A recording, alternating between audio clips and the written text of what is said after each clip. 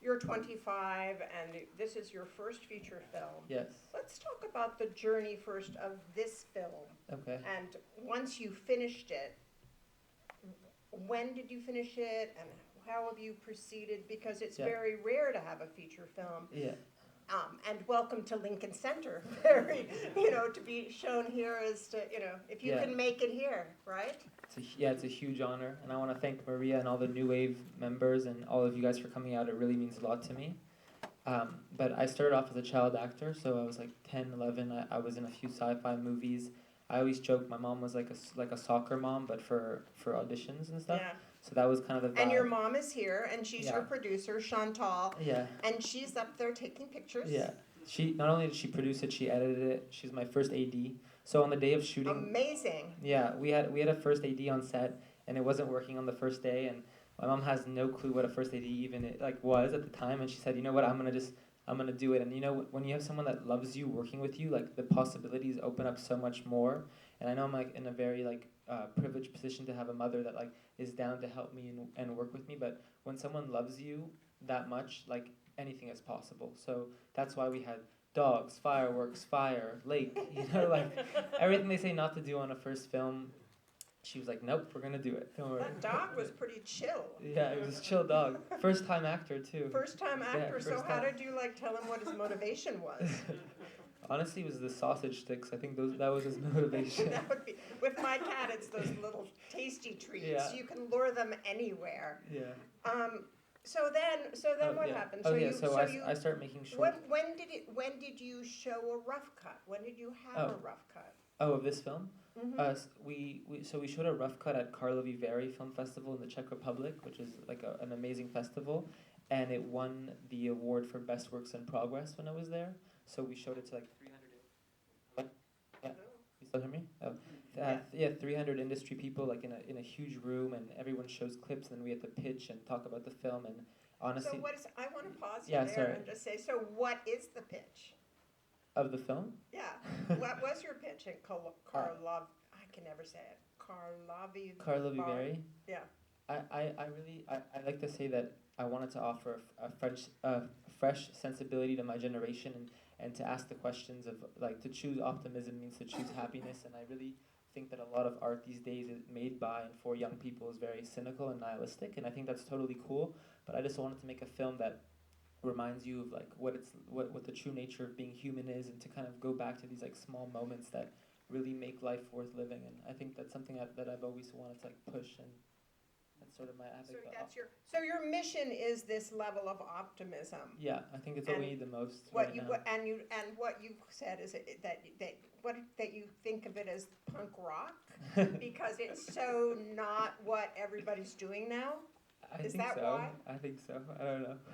I do think so though. Honestly, I feel like we need more of that, and I think that the more gratitude we show as human beings for these small moments, I think we'll be happier as a whole and as a society. And these are really things that I'm trying to push, and I really want people to kind of feel that even there's a 5-minute scene of Alan taking photos of his dog, but to me that's really important because that's the essence to me of happiness and life is these small things, these small moments, baking a pie, fishing. So he's kind of relearning how to live. Yes, exactly. Through the eyes of the children. Through the eyes of the children. Yes. Yeah? Yes, and through the people he meets. And how did you pick those two? What's interesting about this is how diverse the cast is without us feeling, oh, he's trying to have a diverse cast. Yeah, that was really important. All the casting choices were blind. Joseph Whitebird, the Native American actor, he was a truck driver for 30 years. He never acted before, but it just felt right to have someone that had no experience. And the first day of shooting, he showed up and he said, "What's a script?" And the actor was like, "Oh my God, what did I get into?" But I assured him everything was going to be all right. But he never acted before. The little girl is my cousin.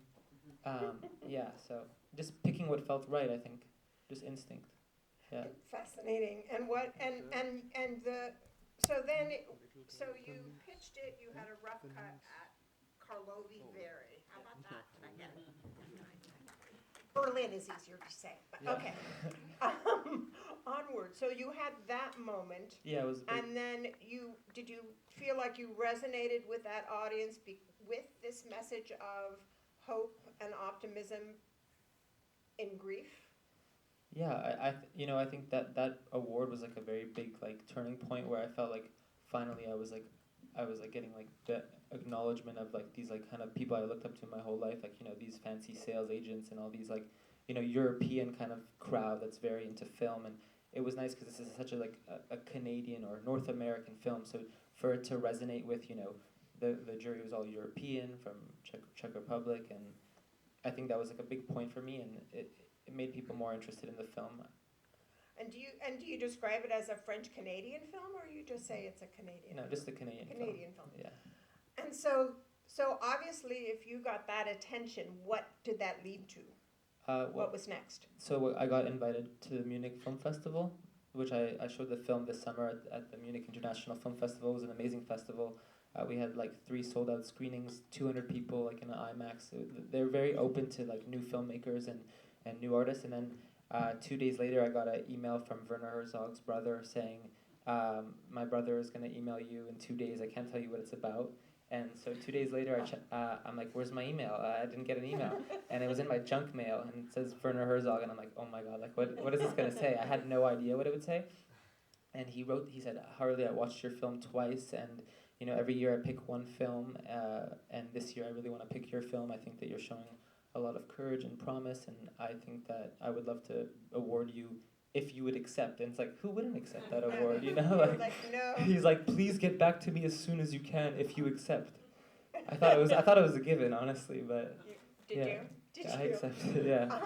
But your relationship with Werner Herzog has not been entirely smooth. As a 17-year-old, you went down to Cuba. Yeah. Do you want to talk about that experience? That was before you made this film. Yeah. I don't know if it was before you scripted this. Yeah, film. way before. I was selected to do a workshop with Werner Herzog when I was 17. I showed up to Cuba. I had crazy imposter syndrome. My roommate had his feature at Locarno. My other roommate was Max Barbacoa, who did Palm Springs with Andy Samberg. So like really cool directors. Yeah. And I was like this like young kid. I like really didn't know much about what I was even doing there. And then I made this short film in Cuba with the locals of the small town. That was one of the.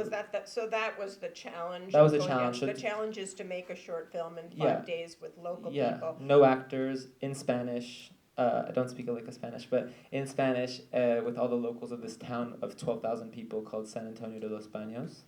And so when I made this short film, I vividly remember his brother came up to me and was like, you've made a film just as good as anyone here, and I applaud you for that. And that was like a huge like relief, because I was really, really nervous, like in Cuba, of course.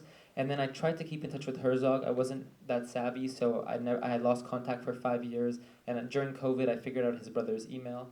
And I just, kept persistently, like, emailing him, like, keeping him updated with the short films I would do. I sent him the script for this film, like, a long time ago. And, did he read it? The brother. The brother. Like, Herzog basically told me, he's like, I don't want anything to do with you. Like, be your own filmmaker. This was, like, a honest thing he said to me. He said, it's time that you leave Cuba behind and grow your own wings as a filmmaker. So I was like, oh, my God, this filmmaker I've looked up to my whole life is telling me, basically, to go away. And so I had. Well, is that what he was doing, or was he telling you to go fly and make your own films? Yeah, I think so too. And I had asked him like, would he have any interest in maybe putting his name on the movie? And he's like not interested in that at all. Oh, sorry. Let's see if this one is better. Okay. Yeah. Sorry. It's okay. We're good. We're good. Just like your mother, Chantal. I'm a mom. I'm just trying to like make you feel comfortable. You're doing a great job. Thank you.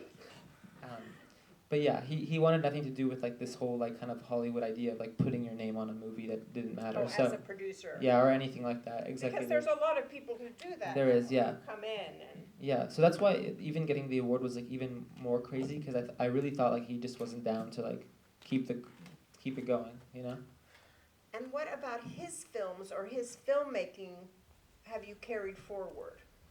Definitely just. He's fearless, and I think that he really believes in like every choice he makes. And that was one thing that for me was like I didn't want to listen to anyone.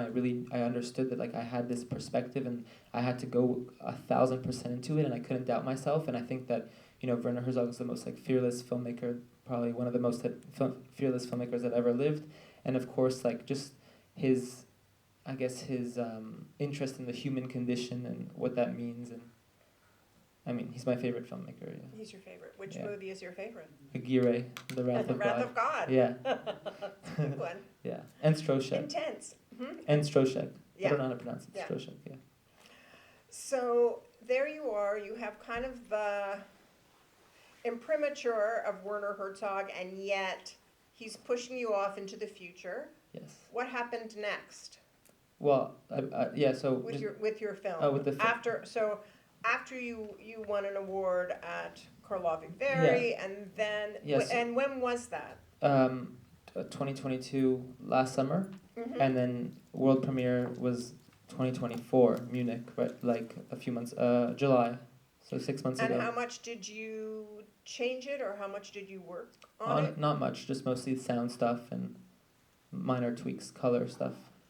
But what were you? So in that period, were you making short films? Were you thinking about your next film? Honestly, it was just the whole, just learning this whole festival landscape, learning like how it really works, like, you know, as much as it's always about what they say, like, you know, picking the best films, there's a lot of politics involved, and you know, I met so many great programmers and people, but it was very hard to get through the door, like, you know. Did you have a Sherpa or someone who was like, no, knew it? You just did it yourself? Just all me, and you know, it's funny, I was saying to Maria that the Venice Film Festival, there was a section called Giornate degli Autori, the sidebar section of Venice, and the programmer there, he loved my film, and he was saying, oh, we love it, like, please submit, and, you know, kind of gassing me up until the final moment where it's like, oh, we could only pick 8 movies, we already picked a Canadian film, so it was learning a lot about this whole landscape, and I'm sure if there's filmmakers in the room, you guys know how difficult, like, the whole festival stuff is, so it was a lot of... It's very difficult. Yeah, it was a big learning curve, and I think now I have a lot of knowledge, and I met so many great people along the way, but I was very happy to premiere in Munich, and obviously win this award, and I wanted to put out the film as soon as possible after the award. And are you four-walling it yourself? Or are you So distributing yourself? Yeah, so tomorrow night we sold out 2 screenings at the Angelica. It's you. It's me. It's your spirit. I'm sorry. And then we're screening in Montreal, London. I sold the movie to a few theaters on my own, like in Halifax and Ontario. And then I'm screening in Munich, and then I got a screening in LA at Brain Dead Studios in December. Mm-hmm. So it's all been like just grind, like just cold email grind.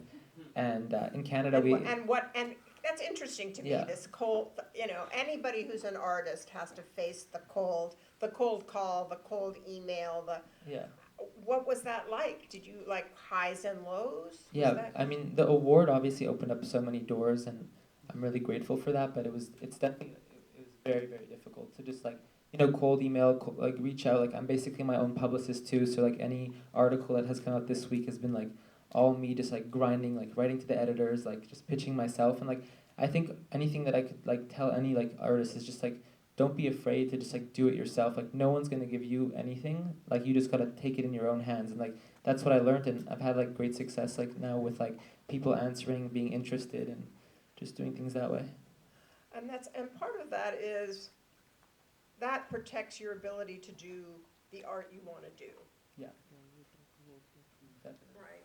Yeah. So that you can and also if you go back to, I don't no idea if this is working. I guess it is. If you go back to Herzog has never been constrained. Yeah. Whether it's doing documentaries or feature films or historical, or he is able to do a variety of things that sometimes if you get in the pipeline, you're expected to do the same thing over and over again, or a similar thing. Yeah. There's something very liberating about that, but I think again, like with the award, like I definitely, also people cold emailed me, you know, I pitched a film to like a pretty big studio recently, so that was exciting, like to just see that whole other world. But so what was that like? Like, do you want to hear these stories? Yeah. I'm curious about that, because that's a pretty, because it's also intimidating. Yeah. There's also the go to LA, have a car, Yeah. go to their office, all of that kind of thing that makes you feel, Yeah. I don't know, it could potentially make you feel small. It doesn't have to. Yeah. That's interesting. The question is more like. The question is, what was it like to go and pitch this other? It was fun. I mean, I was really excited about it. It was like a meeting that I've been trying to get for like a year. Like they email you like when they find out about the award, and then they ghost you a bit, and then they see how much you really want it, how many times you're gonna follow up, and it's kind of this like game. At least for me, that was my experience. But it was great. I pitched it, and they were excited about this one thing I said, and that was cool. You know, I mean, I take it with a grain of salt. I know how hard everything is, and like this business is crazy. So I'm just like trying to enjoy it. And how did you get that attitude of like being able to hear no and keep on? Being like a child actor maybe early on. No, a lot of no's. Okay, so then a lot of no's. Yeah. Because that's something that you have to be able to do. Are you thinking about the film after this? Yeah. And are you thinking about doing one that's consistent with the style of this? Yeah. Which I would say is a character study. Yeah, I like the idea of like more like sensitive like human stories is more like how I would like to describe it, but I definitely also want to like try and like bring my sensibility to the mainstream. Like I do want to make like mainstream movies and like be like a, you know, I think I look up to like Sean Baker now, who has a Nora Next Door, who's like, you know, a real art house filmmaker that loves the cinema but still like has a mainstream appeal. Like I'm really interested in that. I think obviously. And he built it. He built it. Yeah, Florida exactly. Project. He's built to this moment where now. Yeah. It's amazing that he gets. It's incredible. I don't want to say that he gets away with doing, but that he makes the films that it seems to me that he wants to make. 1,000%. Especially like even Harmony Korine with Spring Breakers. Like that was definitely like a big movie for me to kind of understand like this balance of like you can make art films for a large audience. You just gotta kind of understand like this beautiful balance. And I think, you know, I think as film is like becoming a dying medium, I do think that filmmakers need to take it in their hands to make films that can be interesting for larger audiences, but at the same time like stay true and like honest. Like I think that's like what makes like a really great filmmaker is like this balance, because it is so easy to like make an art film that's very personal, but how hard is it to make a movie that's so personal but also reaches a huge audience? I think that's like this like goal that, of course, like you said, Sean Baker, it took him 20 years, but now that I'm understanding this, that's kind of like a goal of mine, at least for the next one. And who else? And I'm curious to see in terms of this film, when I look at this film, I see Kelly Reichardt is the first name that kind of comes to me as an influence, but you haven't mentioned her, so. No, honestly, I never had like cinematic influences when making the film. I'm very interested in like painting and fashion, and I think a lot of, this is one painter in particular that inspired the film named Alex Colville. He's a Canadian painter from the mid-20th century. Mm-hmm. That was mostly the inspiration for the film. So I don't know him. So what? I mean, if you say that, it's not like. Yeah, you have to see the image. I think you got to see the paintings, but it's really the composition, the colors, the aesthetic, that feeling. Like definitely with this film, I was like chasing like this kind of like this like feeling to the image. I know it's kind of abstract to speak about that, but there's like something very specific that's happening with like every piece of clothing is being thought about, every like prop is being thought about, and that's really important to like create like this larger world for me. And the house. The location kind of defines. Yeah. I mean, the contrast between the location and the lake, and what we see, Alan Sunshine, the position he is at the beginning, it's such a contrast. Like he's trying to get in touch with that, but it takes him until he catches the pink fish before he can really integrate himself into his environment. Yeah. And what it's fascinating to me. What as it goes along, why did you pick? Where did this actor come from? I mean, he's obviously a Canadian actor who's been working for 20 years, and possibly he's been in TV series or movies that Canadians are aware of. Yeah. But he's a pretty strong central figure. How did you have many people that you talked to, or did you talk to him and cast him and then cast around him? Yeah, so he's actually like a pretty popular Quebecois actor. He was in The Revenant with, the Alejandro. The Revenant. Yeah. Sorry, not with, but The Revenant. Who was in that, Leo? Yeah. Someone small. No, a bear? No, Wasn't there a bear? he's a well-known French-Canadian actor, and this was his first time doing an English role, so that was like a big challenge for him. That's why he was excited about doing it, even though it's a very small movie for his terms. But has he done leads before? No, he's a big lead. He's a big lead actor in French Canada. So him doing an English role was like the first time he was leading in English. So that was like really exciting to him. And he's a great actor, and he sent me a self-tape actually, and I just knew it had to be him. And how did he see it? How did he change how you saw this man? Honestly, not at all. Not at all. Yeah. It was in the script. It's funny because we had like a little bit of like headbutting on set, but I really knew exactly like what I wanted out of the character, and there's like very nuanced, like specific, like very quiet, reserved kind of, performance, and he didn't trust me. I mean, I was 22 making the movie. He thought I was like just some kid that like, didn't really know exactly what I was saying. But I it's funny because when he watched the movie for the first time, his girlfriend looked over to him and said, "This is the best performance you've ever done." Wow. Yeah. So, and he like, basically, listen to your director. I guess. But So basically, you were about to say nothing. Nothing. So basically, nothing. Yeah. I'm going to say that when Werner Herzog talks to you in Munich, he's going to be a lot tougher. But I'm going to keep on. I want to go back now. Okay. Okay, because we kind of know how it got here today. Yeah. And but how did you start, other than being a child actor? You made a number of shorts that really resonated with people. Yeah. And what were they? How did you start? Was it just like iPhone or camera? Or Yeah. So coming back from the Werner Herzog thing in Cuba, I said, you know what, I'm going to make my first real short film, like the official way to make a short film. And there was one DP that I was dying to work with, and I didn't think that she would ever answer me because I was, again, like 17-year-old kid, and, my parents were like, it doesn't hurt to send a cold email. So this is where it all started. And I cold emailed Stephanie Weber-Biron, who shot Xavier Dolan's first 2 feature films. Right, and she amazing. Said, yeah, and she said, if I like the script, I'll do it for like $500. And so I sent her the script, and... that was in your budget, I would think. Was it 500 for 2 days or 5? Top of the budget. 3 days, yeah. So she agreed to do the film. I learned so much from she's like a very seasoned like vet cinematographer, and I learned so much from her. And we made that short film, and it did pretty well with festivals. At the time, again, I still didn't know all this whole festival thing, but it ended up getting picked by the Canadian government as like one of the top 10 like best Canadian films. It did like a little showcase. It definitely opened up a lot of doors, and it really resonated online with people. And yeah, that short film really solidified, I think, how I wanted to make my films. So do you feel, it sounds like in talking to you, yeah. I haven't talked to your mom yet, but talking to you, it seems like you are, in some sense, a jack of all trades.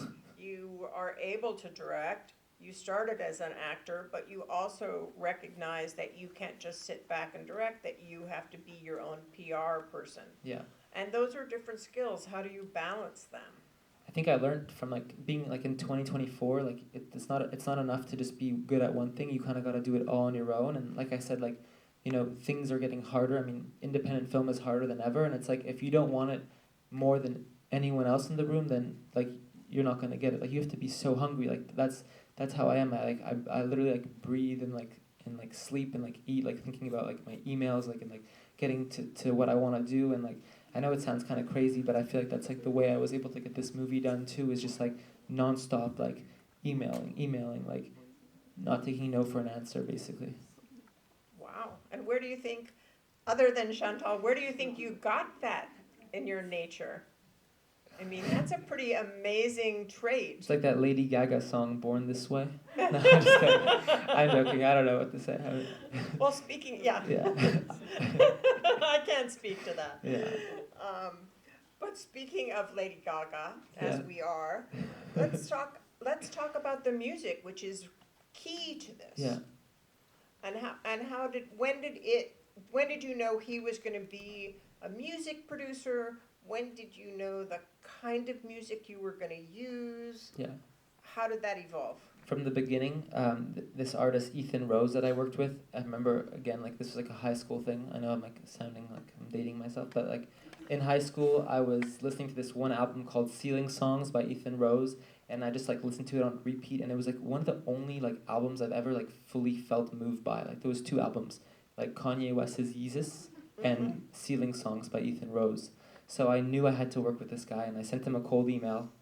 And Canadian? no, he's from Oregon, and I've never met him before. We've only like Zoom called, and I basically like I wore my heart on my sleeve, and I was like, I think it has to be electronic music, this type of electronic ambient music, because I think it's the most introspective form of music. It's the only type of music, at least in my opinion, that's really not about the audience. It's about the artist. And like I was very interested in this idea of like making art without thinking about the audience, and like this character of Alan being like this music mogul who's only thinking about the audience and then retreating to becoming like this ambient electronic music producer. I think that was a really important like dichotomy, and you know, these ideas of reality, like which reality did he want to live in, all these big ideas that were central to then understanding that the music had to be this music that's very natural, that's very, you know, based on recording sounds and nature, and I also love this idea of like machines by a lake, like this like juxtaposition of like the human and the machine, and what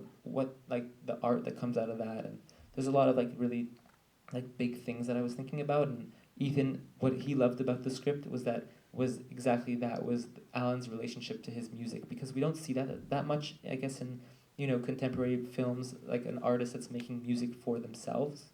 And I was really interested in that idea. Right. Yeah. And what does it? Does it how? I mean, the big theme here, besides optimism, besides hope, is grief. Yes. And it's rooted in that. So where did you get, I mean, did you experience grief? Did you think, oh, well, this is going to up the stakes if he's in that situation? Where does grief fit in? Yeah, I mean, it's obviously like the grief is a big theme, but I wanted to make a film about love and what it meant to live without it. And I know that's like a bit more abstract, but that's like the way that I was approaching it, is like, what does it mean to live without love in all the forms, in romantic and in, you know, friendship, love. And it was, to me, all these characters represented a different form of love, which I was really interested in. Okay, that's Yeah. interesting. So who represents what? So let's take the man who teaches him how to do a blueberry pie. Yeah. That's the love of just like your neighbor. You're like this, you know, literally like the love of the neighbor, and then the person the unexpected, you know, friend that you make. And the two boys represent the like classic, you know, friendship, the woman romantic love. Let's slow it down. Oh, sorry. So yeah. the two kids Yes. are an example of a friendship that works because they're so at ease with each other. Yeah. There's no work going into that friendship. They're just being. They're just friends. It's like the purest like form.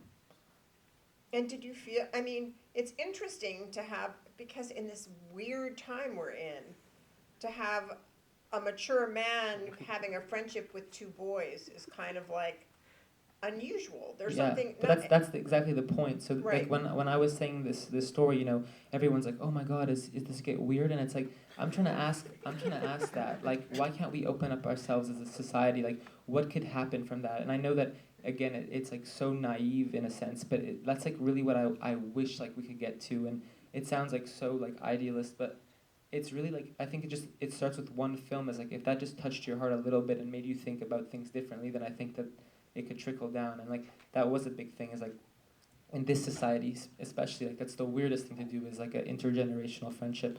But what could happen if we did open ourselves a bit more as a society, as a generation? And then the man who comes at the beginning, is it the brother-in-law or the brother? Oh, the brother. Yeah, that's brotherly love, and obviously they don't have that anymore. It's conflicted. It's conflicted over money. Over money, which is. So what do you want people to take away? I mean, obviously they've seen the movie, so they have different, you know. I mean, I guess I should answer that first and just say that seeing it was contemplative to me. That as someone who has dealt with grief in its many forms, and I always say to people that every person grieves in a different way. And so you've created this movie that is, yes, optimistic and yes, hopeful, but it is about grief. And how did you come to that wisdom about grief? honestly, I don't know. I hope the images speak for themselves in a way. You know what I mean? Like, I feel like if I give you too much of these answers, then it kind of defeats, like, the poetry, you know, in a sense. Yeah? Is that a cop-out? Do you think it's a cop-out?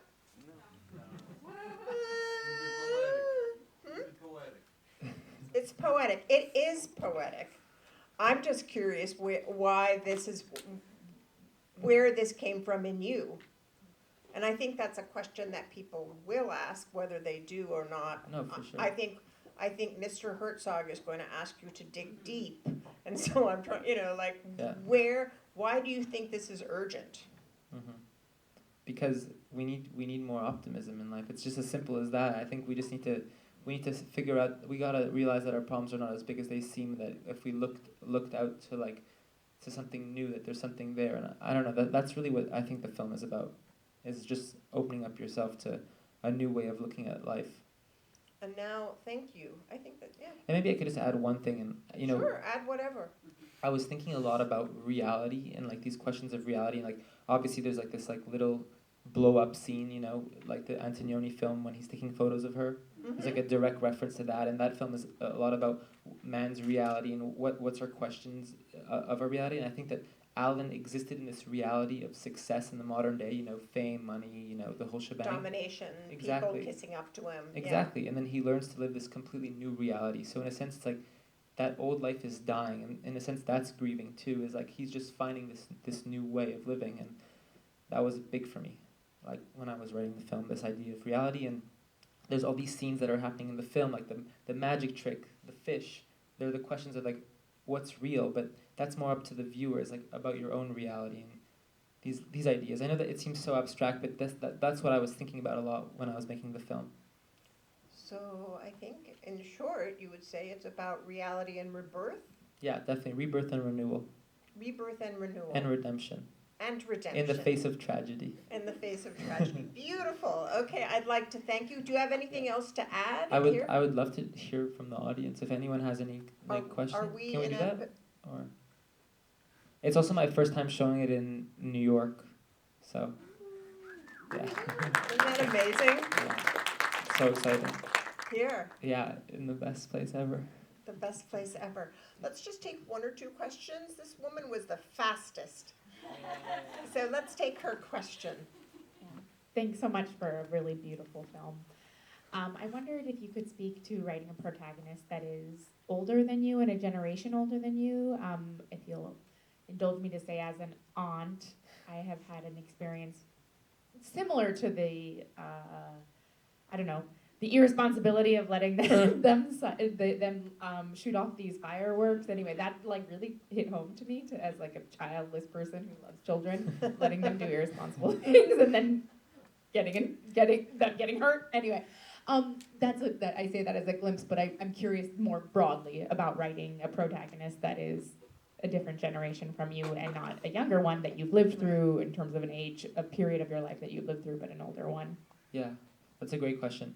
I always loved I always looked up to older people like older artists, older filmmakers, and I was always interested in this idea of this mogul kind of character, the type of person that is living this really crazy life of success and fame, but does it in a very reserved way, and the small things and this kind of very refined luxury. And I always looked up to these type of characters, and I thought it would be so interesting to see what it would be like to follow a type of character like this around. So I think a lot of my inspiration, I was looking at all these big music moguls and moguls from the 70s, and sort of I don't know, there was some fascination with those type of characters.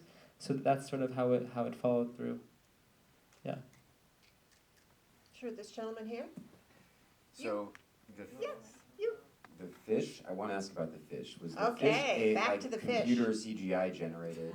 Yeah. Yes. If so, did you have to find a studio to do this, and how did that go? Yeah, so it's CGI, and so I worked with Mel's in Montreal, which is a post house, and it's crazy because they were going out of business, the CGI company, so this would have cost $60,000 to do this fish, and because they were going out of business, they did it for 4,000 Canadian, and we created the fish first. Sorry, there was definitely a process. We had a prop. We made a prop fish. We did designs, and then the CGI at Mel's created this fish for me, but I was so lucky because, like I said, I was like their last client to do CGI. So yeah. So they went out on the best. Yeah. I mean, because everybody was curious about that Yeah, fish. and I also love this idea of like the celluloid and the CGI and like what that looks like, and it's supposed to be off-putting. It's supposed to be weird, but it's just, I thought it was sick, and like that. Yeah, I think you thought that. it was sick, and you're the artist. Yeah, you're and allowed- I to think follow more that. filmmakers need to just put like sick shit in their movies. Like honestly, like sometimes like I always say like a lot of filmmakers are like always like they care so much about the plot and the narrative, but like we're gonna remember the fish. We're not gonna remember everything that happened in the movie, Right. but we're gonna remember the fish. We're not going to know when the first act went to the second. Exactly. We're going to remember the fish. The fish and the magic trick. I maybe. would like to thank you. Oh, This has thank you been so much. Yeah, thank fascinating. you. Congratulations. Thank you. And I look forward to seeing your future adventures.